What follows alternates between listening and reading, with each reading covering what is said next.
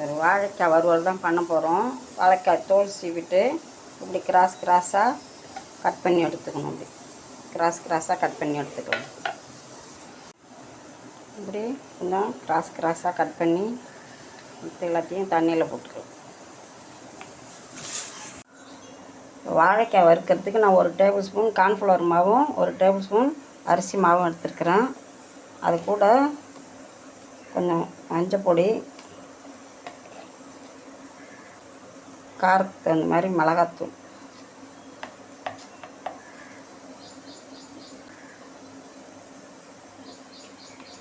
ஒரு 1/2 ஸ்பூன் இஞ்சி பூண்டு பேஸ்ட்டு, பெசரி எடுத்துக்கலாம்.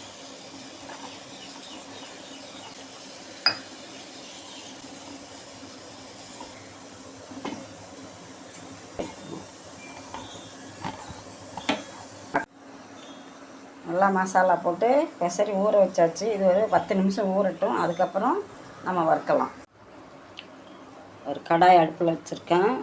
இந்த வாழைக்காயை நம்ம வறுத்து எடுத்துக்கலாம். கருவேப்பிலை போட்டு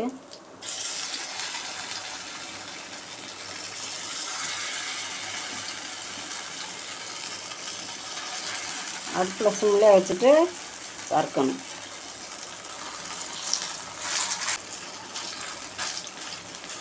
உப்பு போட்டு ஒரு பக்கம் வெந்துட்டு தகுந்த மாதிரி காரம் போட்டுக்கலாம்.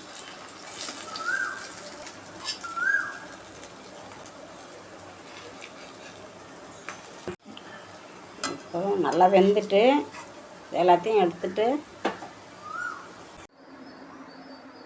வாழைக்காய் வறுவல் ரெடி. ட்ரை பண்ணி பாருங்கள். லைக் பண்ணுங்கள், ஷேர் பண்ணுங்கள், கமெண்ட் பண்ணுங்கள்.